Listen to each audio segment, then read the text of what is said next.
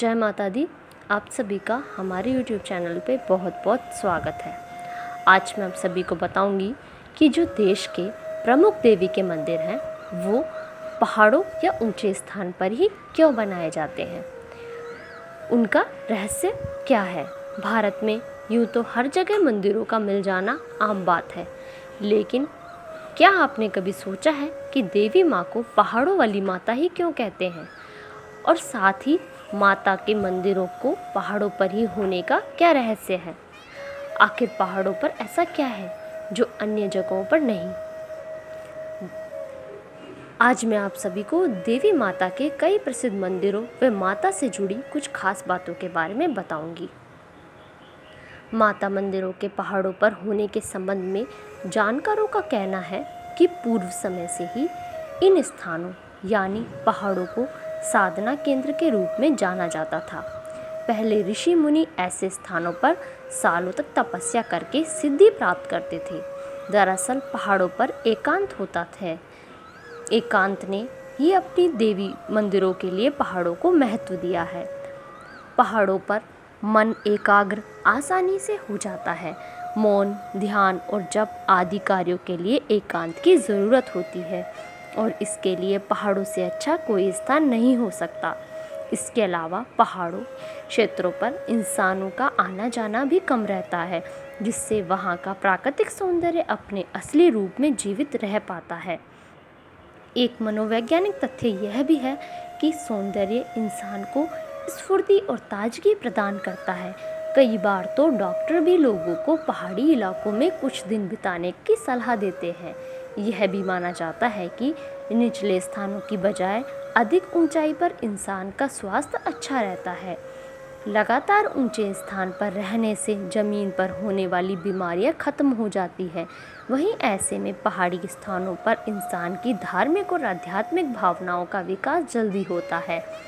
पहाड़ों पर देवीय स्थल होने की वजह यह है कि देवी उमा यानी पार्वती पर्वतराज हिमालय की पुत्री है। जहाँ तक पहाड़ों वाली माता का संबंध है तो उसका मुख्य कारण यह है कि देवी का जन्म यहीं हुआ। इस स्थान को देवभूमि भी कहते हैं। इस कारण ये भी है कि इसी स्थान को भगवान शिव के निवास स्थान के रूप में भी जाना जाता है। वहीं देखा जाए तो देवी राक्षसों के नाश के लिए अवतरित हुई थी। ऐसे में यह भी माना जाता है कि राक्षस मैदानी इलाकों से आते थे और देवी पहाड़ों से उनको देख उनका वध कर देती थी। इसलिए भी देव स्थान ऊंचे पहाड़ों पर बनते हैं।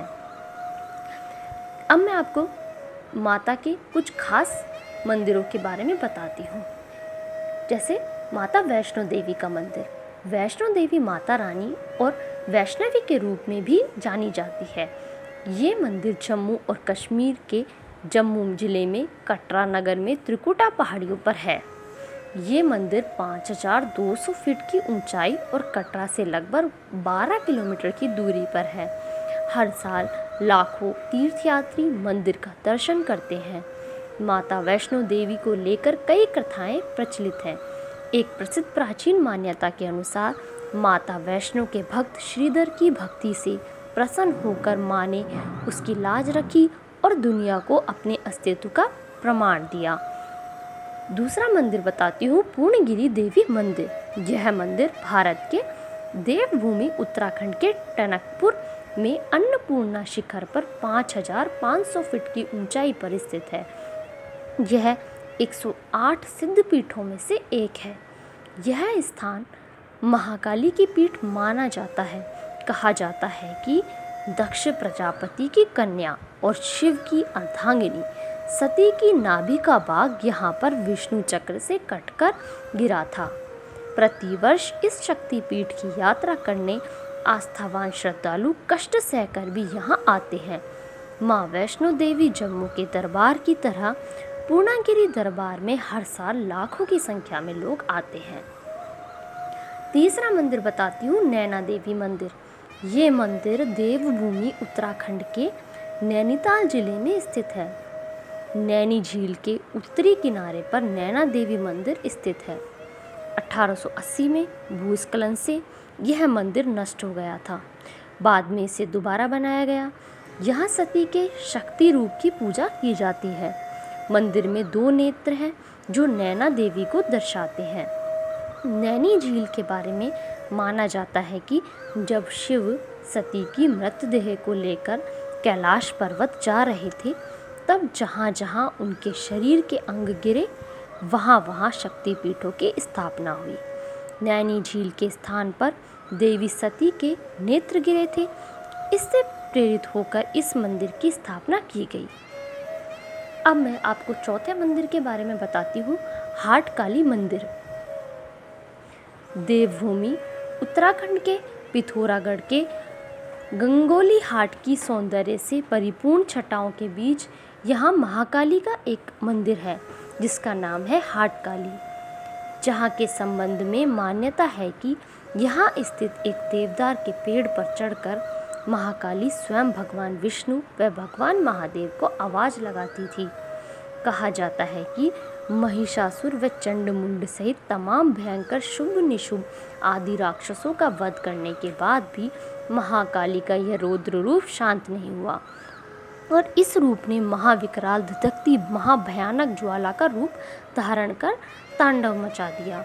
इसी दौरान पिथौरागढ़ के गंगोली हाट की सौंदर्य से परिपूर्ण छटाओं के बीच यहाँ महाकाली ने महाकाल का भयंकर रूप धारण कर देवदार के वृक्ष में चढ़कर जगन्नाथ व भुवनेश्वर नाथ को आवाज़ लगानी शुरू कर दी। लोगों का कहना है कि यह आवाज़ काफ़ी पहले तक तकरीबन हर रोज़ सुनाई देती थी, लेकिन यह आवाज़ जिस किसी के कान में पड़ती थी वह व्यक्ति सुबह तक यमलोक पहुंच चुका होता था। मान्यता के अनुसार उत्तराखंड का गंगावली क्षेत्र, जो कि हिमालय का सबसे अद्भुत क्षेत्र है, यहाँ माँ काली का साक्षात वास है। सदा जागृत रहते हुए माँ काली की विश्राम लीला का केंद्र भी यही है। आज यहाँ आदि शक्ति महाकाली एक मंदिर है, जहाँ महाविद्याओं की जननी हाट काली की महाआरती के बाद शक्ति के पास महाकाली का बिस्तर लगाया जाता है और सुबह बिस्तर यह दर्शाता है कि मानो यहाँ साक्षात कालिका विश्राम करके गई हो, क्योंकि बिस्तर में सलवटें पड़ी रहती हैं। अब मैं आपको 5वें मंदिर के बारे में बताती हूँ, मनसा देवी मंदिर। मनसा देवी का मंदिर हरिद्वार में हर की पौड़ी के पास गंगा किनारे पहाड़ी पर है। दुर्गम पहाड़ियों और पवित्र गंगा के किनारे स्थित मनसा देवी का उल्लेख पुराणों में है। मनसा शब्द का प्रचलित अर्थ है इच्छा है। मान्यता है कि मनसा देवी का जन्म संत कश्यप के मस्तिष्क से हुआ है। उन्हें नाग राजा वासुकी की पत्नी भी माना जाता है। हरिद्वार के चंडी देवी और माया देवी के साथ मनसा देवी को भी सिद्ध पीठों में प्रमुख माना जाता है। मनसा भगवान शंकर की कठोर तपस्या करके वेदों का अध्ययन किया और कृष्ण मंत्र प्राप्त किया, जो कल्पतरु मंत्र कहलाता है। इसके बाद देवी ने कई युगों तक पुष्कर में तप किया। भगवान कृष्ण ने दर्शन देकर वरदान दिया कि तीनों लोकों में तुम्हारी पूजा होगी। छठा मंदिर है ज्वाला देवी मंदिर। ये मंदिर हिमाचल प्रदेश की कांगड़ा घाटी से 30 किलोमीटर दूर पहाड़ी पर है। यह मंदिर 51 शक्ति पीठों में शामिल है। उन्हें जोतावाली मंदिर और नगरकोट भी कहा जाता है। ज्वालामुखी मंदिर को खोजने का श्रेय पांडवों को जाता है। उन्हीं के द्वारा इस पवित्र धार्मिक स्थल की खोज हुई थी। इस स्थान पर माता सती की जीभ गिरी थी। इस मंदिर में माता के दर्शन ज्योति रूप में होते हैं। ज्वालामुखी मंदिर के समीप में ही बाबा गोरानाथ का मंदिर है, जिसे गोरख डिब्बी के नाम से जाना जाता है। इस मंदिर का प्राथमिक निर्माण राजा भूमिचंद्र के करवाया था। बाद में महाराजा रणजीत सिंह और राजा संसार चंद ने 1835 में इस मंदिर का पूर्ण निर्माण कराया। मंदिर के अंदर माता की 9 ज्योतियाँ हैं, जिन्हें महाकाली, अन्नपूर्णा, चंडी, हिंगलाज, विंध्यवासिनी, महालक्ष्मी, सरस्वती, अंबिका, अंजी देवी के नाम से जाना जाता है। 7वां मंदिर है मेहर माता का मंदिर। मध्य प्रदेश के सतना जिले में स्थित मेहर माता मंदिर के बारे में श्रद्धालुओं का मानना है कि यहाँ रात 2 से 5 बजे के बीच रुकने से मौत हो सकती है। दर्शन के लिए श्रद्धालुओं को 1063 सीढ़ियाँ चढ़नी होती है। मंदिर में एक प्राचीन शिलालेख भी लगा हुआ है। यहाँ भगवान नरसिंह की प्राचीन मूर्ति विराजमान है, जिसे साल 502 में लगवाया गया था। साथ ही 2 महान योद्धाओं आला तथा उदल का भी दर्शन कर उनकी वीरता और महानता की वंदना करते हैं। आला व उदल माँ के बहुत समर्पित भक्त थे। उन्होंने 1182 में पृथ्वीराज चौहान से युद्ध भी किया था।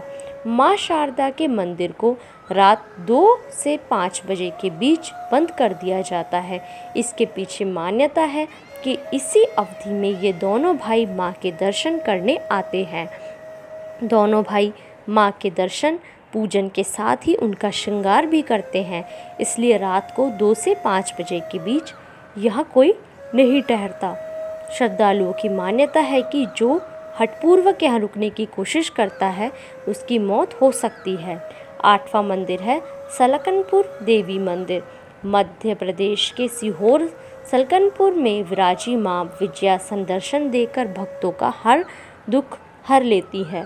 1400 सीढ़ियों का सफ़र तय कर भक्त माता के दरबार पहुँचते हैं।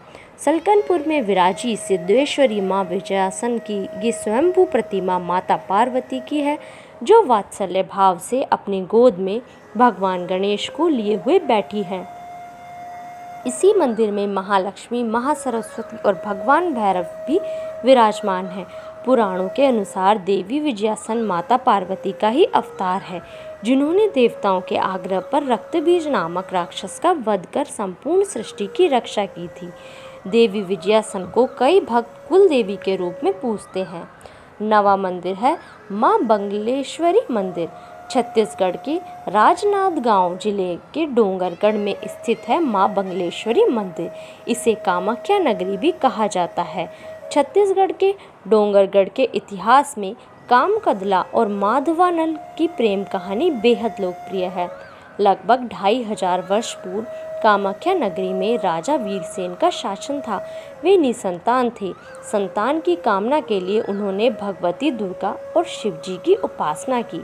इसके फलस्वरूप उन्हें 1 साल के अंदर पुत्र रत्न की प्राप्ति हुई। वीरसेन ने पुत्र का नाम मदन सेन रखा। माँ भगवती और भगवान शिव के प्रति आभार व्यक्त करने के लिए राजा ने माँ बंगलेश्वरी का मंदिर बनवाया। 10वां मंदिर है पावागढ़ शक्तिपीठ। काली माता का यह प्रसिद्ध मंदिर शक्तिपीठों में से एक है। शक्तिपीठ उन पूजा स्थलों को कहा जाता है जहां सती के अंग गिरे थे। पावागढ़ में माँ के वृक्ष स्थल गिरे थे। इसी तरह पावागढ़ के नाम के पीछे भी एक कहानी है। कहा जाता है कि इस दुर्गम पर्वत पर चढ़ाई लगभग असंभव काम था। चारों तरफ खाइयों से घिरे होने के कारण यहाँ हवा का वेग भी चहुतरफा था, इसलिए इसे पावागढ़ अर्थात ऐसी जगह कहा गया जहाँ पवन का वास हो। यह मंदिर गुजरात की प्राचीन राजधानी चंपारण के पास स्थित है, जो वडोदरा शहर से लगभग 50 किलोमीटर दूर है। पावागढ़ मंदिर ऊंची पहाड़ी की चोटी पर स्थित है।